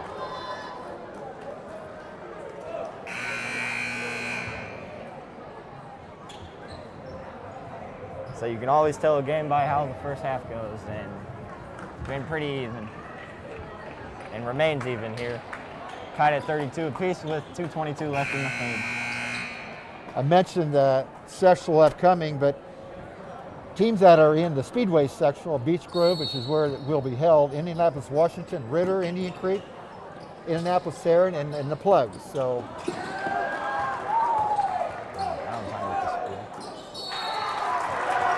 Valentine picks up the basket and the foul, and he will go to the line for a 1-and-1, and one, excuse me. Foul number 23, Eric Hickman. Foul on Eric Heboff. That'll be his fourth of the game for the Tigers. Bounce back in the game, basket counts at the line. Drew Valentine.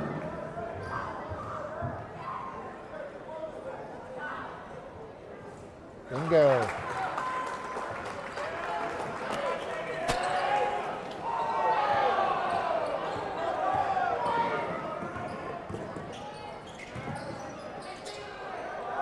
Good possession. That'll Could have been a travel on Jackson that, I think, Miller. Blake. Miller for two. Very close to being a travel. Carson Harrison off the front line won't go. Rebounded by Andrew Valentine. The team's leading rebounder also along with scoring. Alex Krause. We'll have a push-off foul on Alex Krause.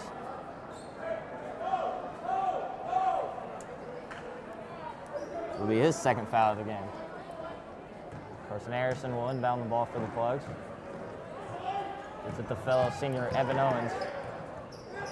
Looking for the drive, decides to pass out instead to Drew Valentine, who will now run the Plugs offense.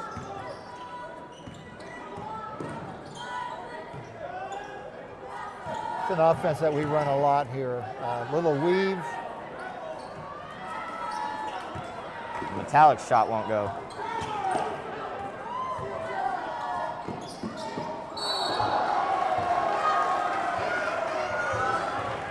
I guess if you're going to foul them good so they don't make the shot, huh? Fair point. That'll be Nate Metallic with the foul. That'll be his second foul. And I kind of said that in jest, but that is true. I mean, how many times you see a foul on a shooter, and they don't foul hard enough, and the basket goes in, and they get a three-point play out of it. Kind of almost gave him a piggyback ride there. Yes.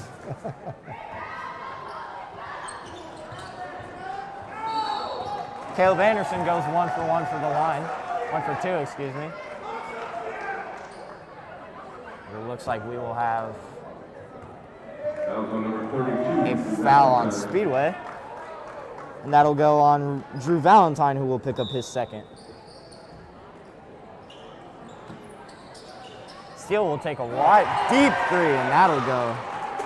I believe that's the third in this quarter, I believe, for him. Yes, it is. 9 points on the game, all coming in this quarter and all from the three ball. Taking over. And Carson Harrison threw that one away. Got a minute to go here.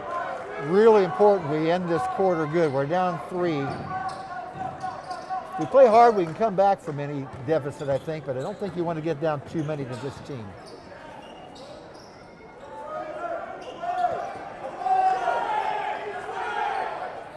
Inside to Jackson Miller, but Evan Owens will pick up a foul.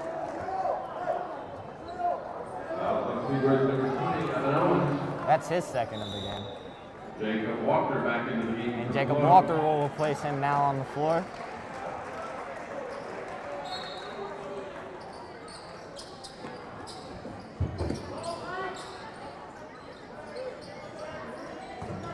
Get it back out to Steele. Inside to Miller, and that'll go.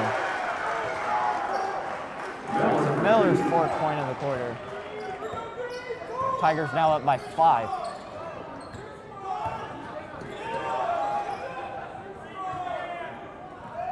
Well, like you said, whatever they were told in the locker room, they've listened to it because Triton Central has came out firing. They have. Valentine will kick it to Walker for the 3, and Big that'll pass. go. Reese Walker's 7th point of the quarter. Brings the Plugs to within 2.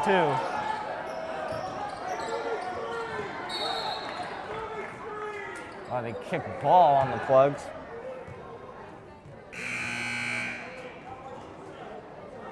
Lindsay back into the game. Aiden Lindsay will check back in for the Tigers. Blair. I guess we got a couple of shooters coming in. We only have 9/10 of a second to go. Usually just to inbound it and tip it back up. And they will do that. That'll be 32. Jackson Miller. Going into the 4th quarter, Tigers up 2, 40-38. Before we leave, I just want to say a quick thank you to Brian Pierce and Bill P. of Speedway TV, as well as Coach Probst and Mr. Smith for allowing me to join them, as well as Coach Chuck Bennett, who, and the school administration for giving me this opportunity to come on, be able to broadcast, as well as work the cameras for the games. And like I said before, Speedway is really about community, and this is a great way to show it. And any underclassmen interested in coming and helping a few basketball games or any game, contact Brian Pierce through email, and we can get it going.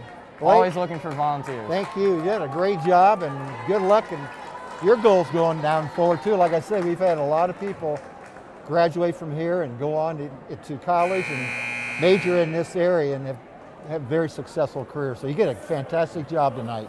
Thank you. Congratulations.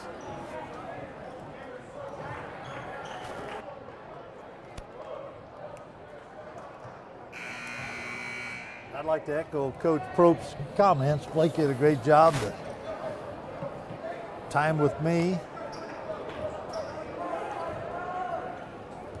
Tom, it just seems as we watch that quarter, and I don't know, close game. It just seems like we're having to work harder for our shots than what Triton Central is. I hope that doesn't come back to hurt us later, but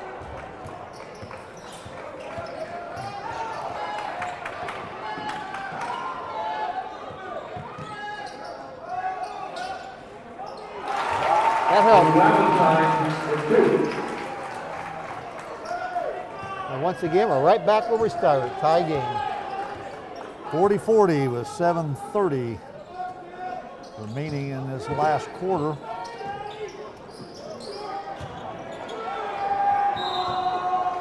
I was going to say he had to be out of bounds. I think he just mistimed his jump. I actually think he had an opportunity to save that.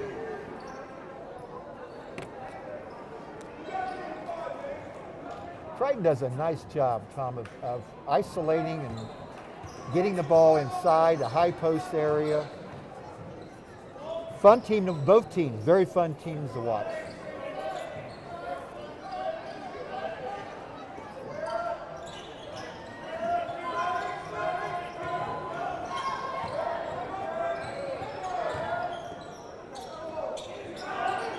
Bingo. Reese Walker for three again.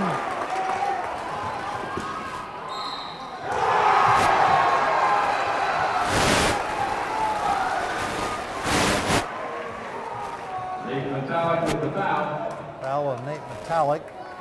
Basket's good. By number 35, 35, Josh Kemper. He'll have a chance for the old-fashioned three-point play. Josh only had 2 points up until that point, now has 4. And now 5.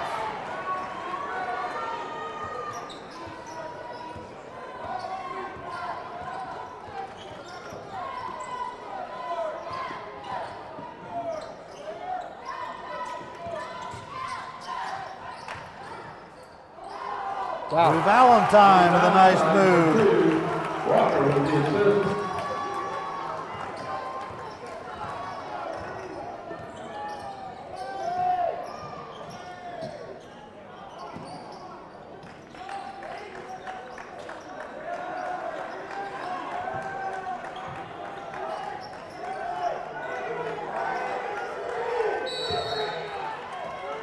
Foul on Cale Bennett. And right there is kind of what I was referring to earlier. They do a great job of mixing up the people that they put inside, working on matchup advantages, and have done that probably half a dozen times a night.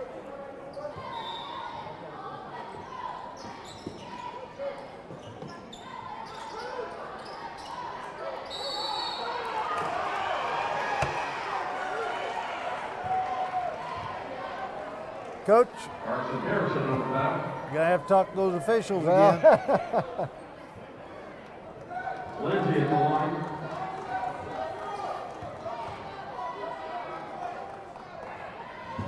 Triton Central in the 1-on-1 in the second half. Speedway a long way from getting to the 1-on-1. We'll have to tighten up that part of the game. And a lot of those fouls have come within just the last 4 minutes because we were deep into the third quarter and neither team had more than one. 45 all, 6 minutes to go in the game. Drew Valentine for 2. Foul number 13, Alex Pratt.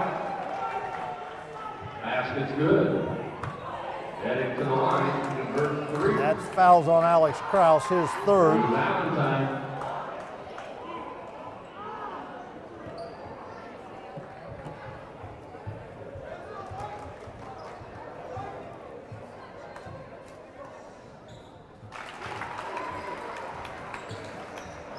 The Plugs get back to a 3-point lead.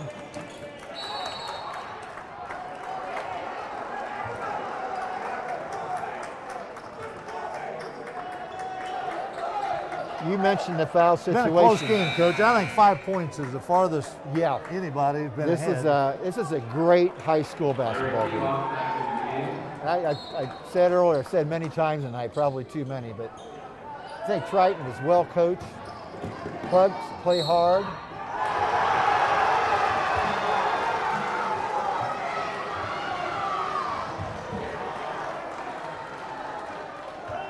Carson Harrison with his 4th foul. Miller at the line. Jackson Miller on the field goal. 48-47 Plugs. We're tied at 48.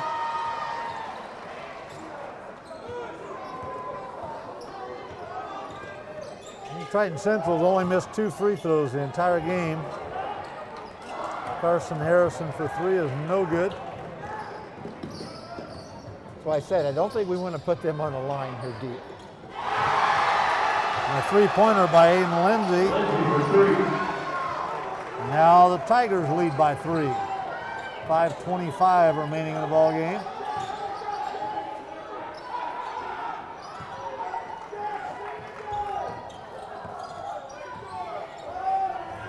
Nate Metallic long on his shot.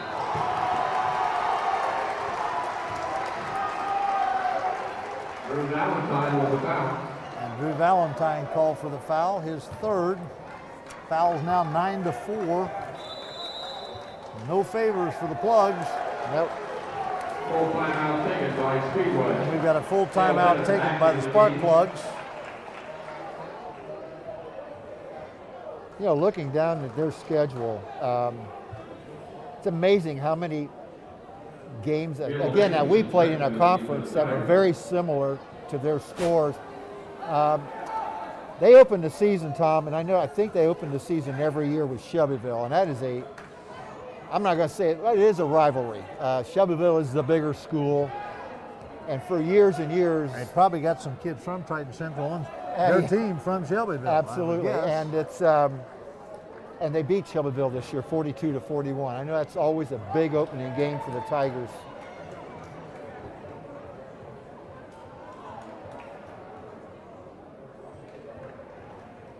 Again, they are in the Milan sectional.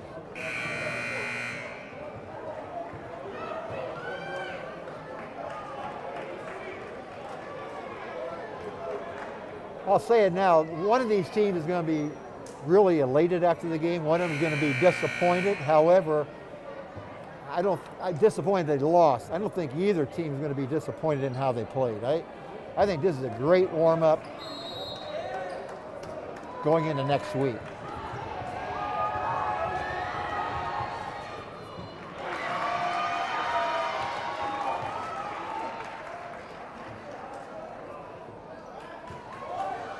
I would bet the way that they played, wouldn't be surprised if they have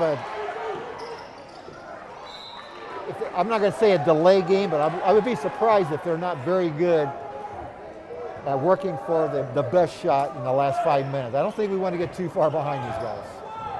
4-point lead for the Titans. Once again, the last rebound was a good example of how Speedway has struggled size-wise against people.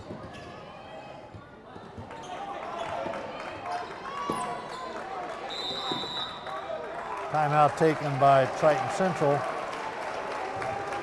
30-second timeout taken by Triton Central. We always comment on the timing of the timeouts, but I think the Tigers saw there was nothing happening on their offensive end of the floor, and it looked to me like a turnover was about to happen. So good timeout, 30 seconds. 4:50 left in the game, a 4-point lead for the Tigers. And I agree with you. They look like a team that will be able to handle the ball. And so we can't let them get a distance away. It's got to be 1 or 2 point possession, or 2 possession game, 1 or 2 possession game.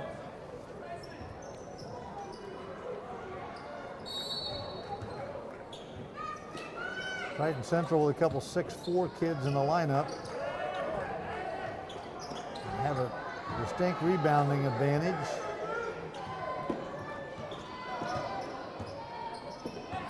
That helps. Turnover by the Tigers, be Plug's ball.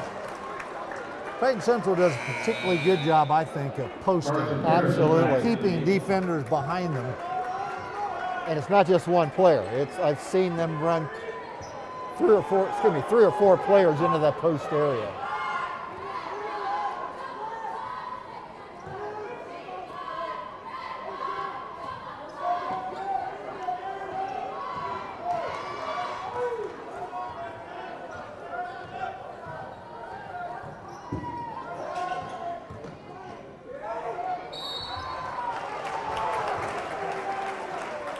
Got a block.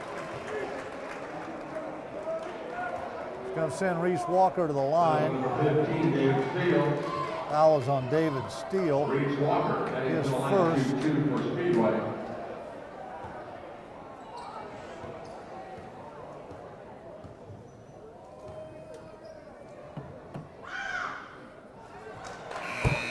Theo Bennett back into the game for the Plugs.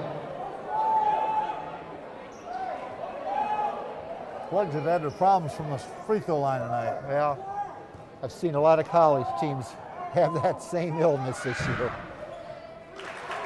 Reese Walker now 3 for 6 from the free throw line for the night.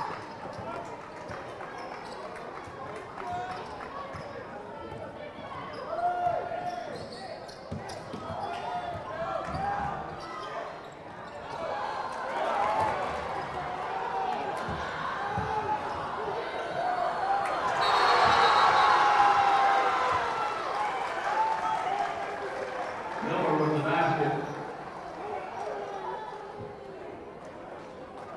Jackson Miller with the field goal.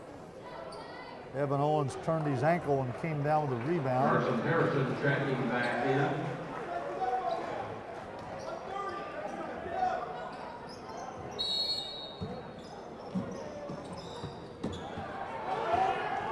Plenty of time, Tom. We just need to.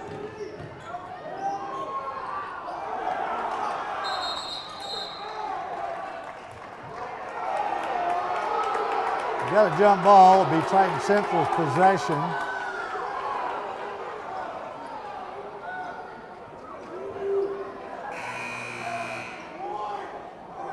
Now the Triton Central fans can be complaining they're away from home. 54-49 the score. And I would say this, this is a game where officials are going to be questioned. However, I will take a big bucket. That's the biggest lead of the game. These 7-point lead. These officials, Tom, are tested. They've had some state finals, very experienced crew. Absolutely. I'm saying that with tongue in cheek. Yeah, yeah. Valentine on an air ball.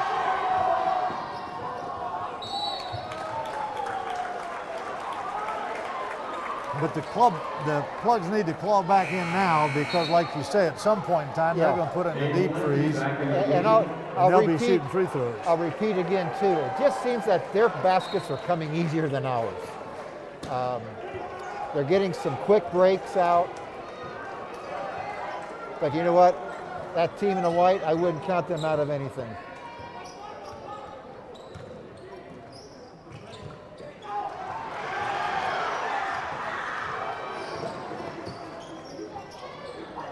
Wow.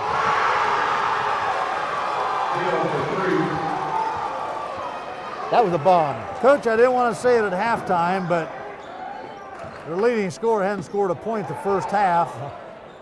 That helped. The unfortunate part is, in the second half, he scored 14 points. Yeah, he's... Plugs trail 59-52, 2:37 to go. My guess would be is you may see a little different trap. The Plugs put some type of trapping defense on, change something. Triton Central will be shooting double bonus from here on out.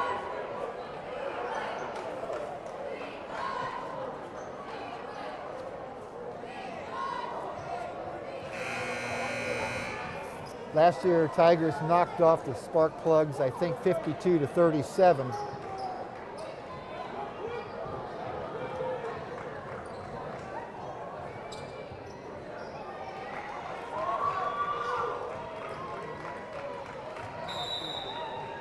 Triton Central starts 3 seniors and 2 juniors in tonight's game.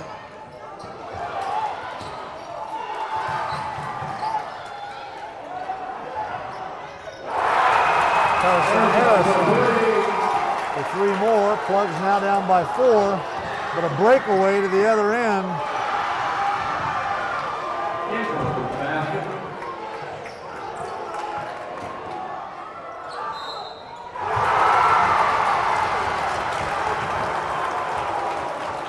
Valentine with the make, and he'll have a free throw.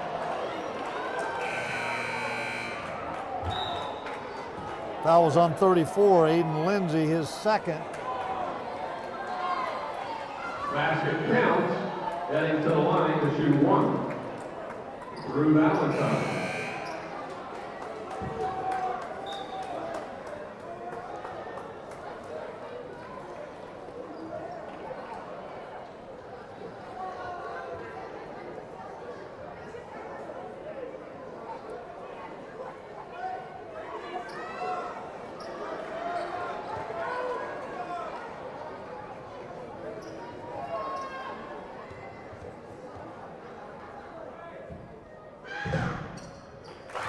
Valentine hits a free throw.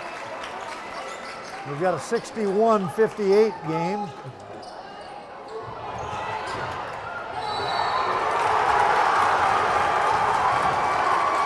You said a little bit ago, Probst, I wouldn't count the white team. The guys in white out.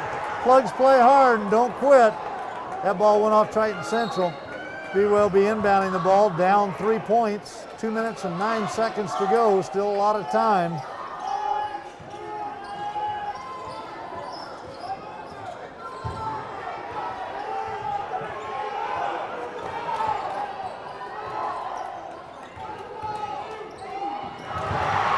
Walker's shot is blocked.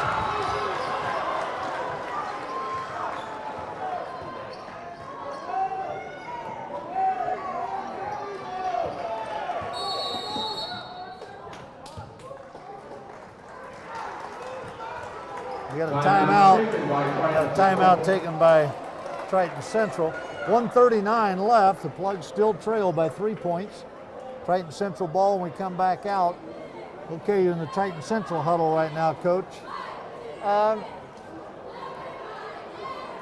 not ready to pull the plug on, as we say, red only here. I think if they get a good shot, we still got over a minute and a half to go. It's a little bit too early. Again, I don't know what they've done in the past. That's the disadvantage we have of making these statements. But I would guess they're going to be very selective in their shot selection unless it's somebody that they can usually count on. Are they yellow or they're taking layups? I would say yellow. I would, yellow meaning what we mean by that is we're going to take a layup. Real selective. Exactly, very selective. And see, that's a really hard lesson to get across to players at any level. I mean, you see shots that we call bad shots a lot.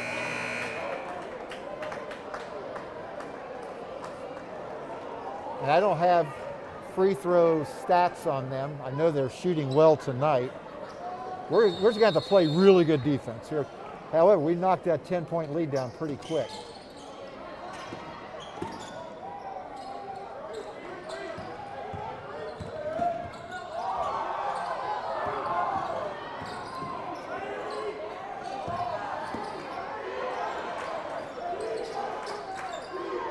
Tom, that's what they've done all night right there. They've done a great job, and you said it, posting people up.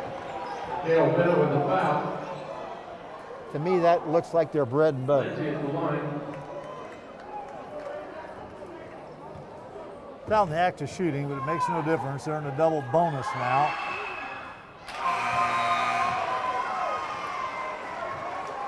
Now the lead goes to 4. Harrison for Speedway.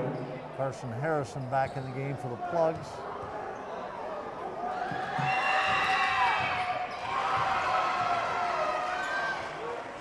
Lindsay 5 for 6 from the free throw line for the night. The lead goes back to 5.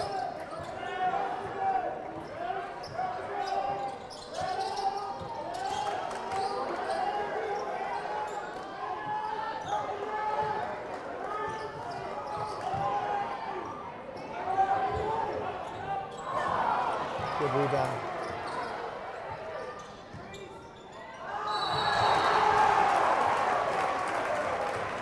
Reese Walker fouled on the play, 54.9 seconds to go. That was on number 30 of Anderson. Reese Walker. That was on 30. Reese Walker will be at the line to shoot 2.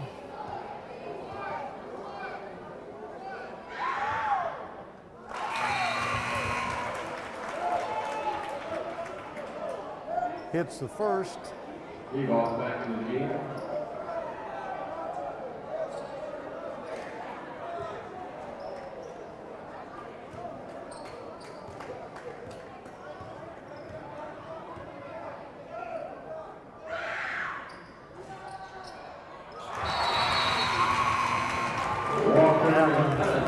Bounces around and falls in.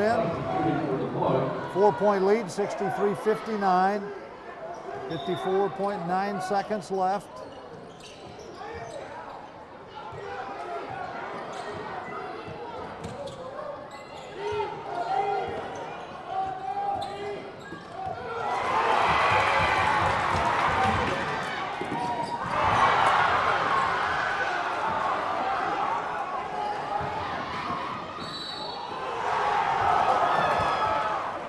Got a foul on Wachter.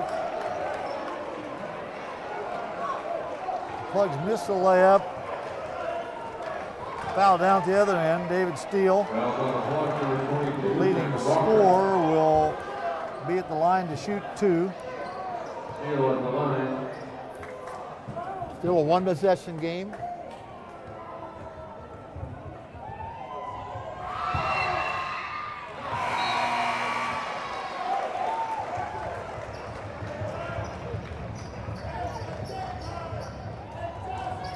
Plugs trail by 4, 34.4 seconds left now. Steele's first trip to the line tonight. That was his 15th point. And now his 16th point on the night.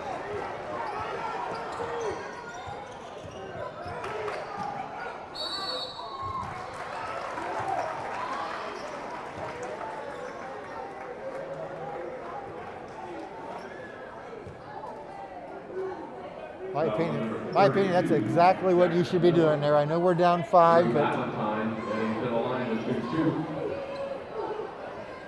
take what they give you. Take the ball to the basket.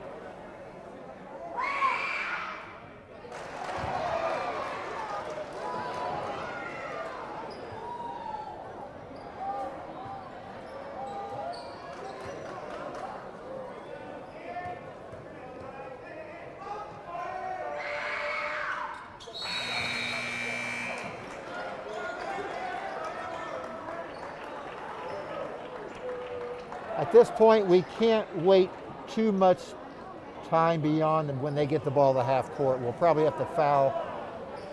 I would try to get the 10-second count here or steal in the backcourt. But I would be fouling right now. Got a foul on Lou Valentine. That's his fourth foul. And 34, Aiden Lindsay will go to the line. As we said a moment ago, he is 5 for 6 from the free throw line. How important is free throw shooting? My gosh. How many games are won and lost? They've done a great job of. For you youngsters out there, you're going to be in at the end of the game in close games if you can hit free throws. So Yep. if you don't have other skills,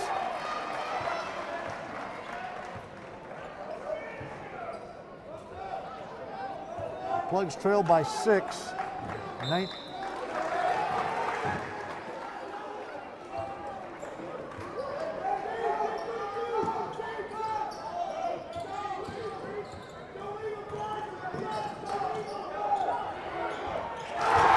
Cale Bennett hit the 3.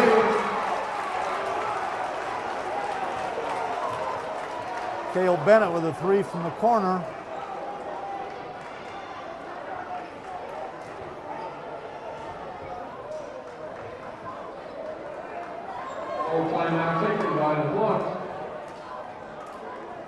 Now it gets a little bit more desperate. I think once the ball is inbounds, you can't wait at all till you foul. I mean, we got to hope that they miss a free throw. We're talking about the free throws, Coach. I just checked. We've missed 7 free throws. They've missed 3 free throws. Yeah. 3-point game right now. Yeah, this has been a fun game to watch. Absolutely. Both teams are well coached. Both teams have played hard. I totally agree with you when you said their field goals have come easier than our field goals have.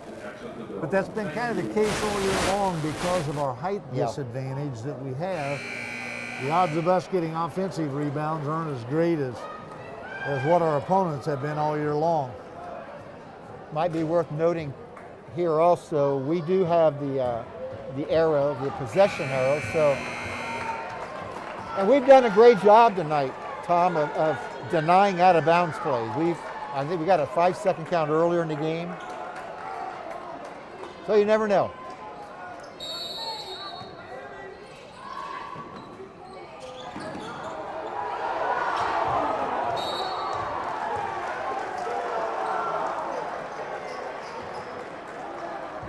I think our coach is yelling how long is 5 seconds. Valentine Speedway, number 20, Owens. That was a good quick foul. It was Yes. under a second. Did what we had to do. Problem is, it got in the hands of the guy that's hit all the free throws for them. Which, smart on their part. Try to put your best free throw shooters at the first. That's who you want to get the ball inbounds to. These are all the things that teams practice, especially the second half of the season, at the end of every practice. Situations.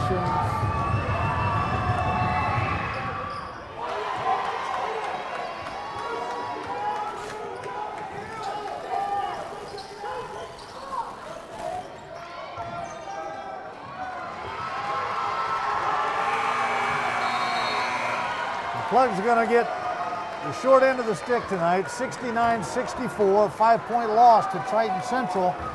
Our last regular season game this year, and we will be right back with analysis of the game and your scoring leaders when we return.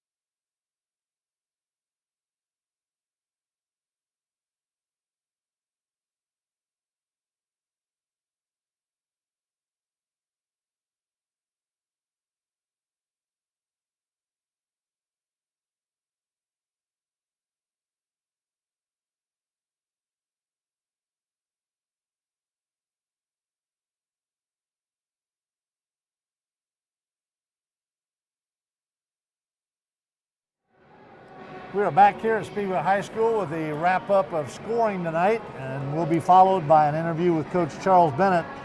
For the Plugs, Drew Valentine was the leading scorer tonight with 20. Reese Walker had 17, Carson Harrison had 17, Jacob Wachter had 1, Nate Metallic 6, and Cale Bennett a 3 with a three-pointer late in the game that cut it back to a three-point game. But not quite enough, as the final score 69-64. The Triton Central Tigers were led by their 2 leading scorers of the year, although Aiden Lindsay, their second leading scorer, ended up with 22 tonight. David Steele had 16, Josh Kemper had 7, Caleb Anderson 6, Caleb Miller 2, Alex Kraus 2, and Josiah Blair 2. Coach, we talked about it, and you can't do anything, you can't make people grow, but we were just short. The size disadvantage that you have shrinks the margin of error you can have. Sure, and they probably for about the 12th time tonight I've said it, but they did a great job of isolating people in on the post and got some easy baskets that way, got to the foul line that way. Very, very smart on their part. But what a great, obviously not the score we wanted, but a great way to go into sectional. We had a really good week here. A little time off now, well deserved. When I was coaching, I know we always ended our season on the Wednesday before the sectional, which was good if you picked the Tuesday night game. If you didn't, if you got the bye game Friday, it was a little different, but this will be good for us. This will give us a little bit of time off. I'm sure that probably tomorrow we'll go down to Beach Grove and practice. I mean, we'll ask Coach Bennett when he gets up here, but a little time off, but what a heck of a game, what a heck of a high school game. Exciting, like I said, not the result we wanted, but a lot to be proud of. Once again, we will be right back and talk to Coach Charles Bennett when he gets out of the locker room. We will be right back.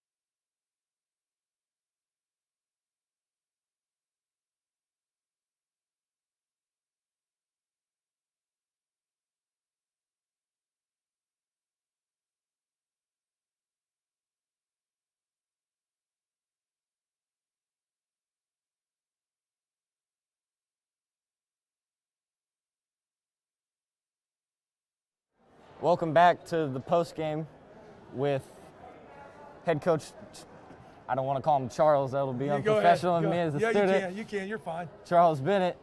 Coach, it was a tough game, pretty fluid the whole game, pretty tight. What was the message to the team during halftime and throughout the game? Message at halftime was we felt like it was 24-22 at halftime. We felt like our defense was, we hang our hat on defense, and we knew we weren't shooting the ball very well. We had some good looks, but just simply wasn't going down. But we thought, okay, we can hang our hat on defense and stay right in it and come out for 16 minutes, and then we're going to have to battle for 16 more minutes because it could end up 48-44. So that was the message at halftime. Speaking of battle, a thing I've noticed all year helping out with the TV is there's been a lot of undersized matchups where teams have had higher height advantages than you. Yep. What was it like having to tell your kids that pretty much almost every week was going to be a height advantage battle? It's something that we owned. We just said, hey, look, there's not going to be any 7-footers moving into our place. You're not going to grow 6 or 7 inches, in the next 6 months. We are what we are.